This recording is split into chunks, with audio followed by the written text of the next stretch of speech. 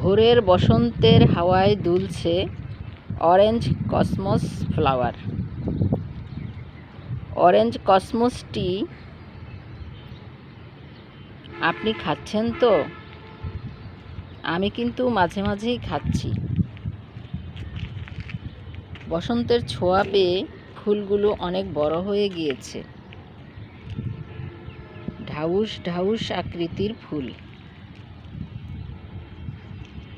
এই ফুল তুলে নিয়ে ধুয়ে পানিতে সামান্য জাল দিতে হয়। হালকা গরম যদি খেতে পারেন, আপনারা যারা গরম চা খান, গরম গরম খেতে পারেন, মন ভালো থাকবে, শরীর ভালো থাকবে, স্কিন ভালো রাখবে, হার্ট ভালো রাখবে। অনেক উপকারিতা রয়েছে। এর যে ডিপ অরেঞ্জ কালার চা দেখলে মনে প্রফুল্লতা আসে। এই চা আপনি নির্দ্বিধায় খেতে পারেন। এই চা পানির মতোই কোনো স্বাদ নেই। এর পানি যেরকম স্বাদ, শুধু কালারফুল চা খাওয়া হচ্ছে, কিন্তু এর তেমন কোনো তিতা, টক, কষ বা কোনো ধরনের স্বাদ নেই। শুধু গরম পানির মতো চিনি ছাড়া খেতে হবে।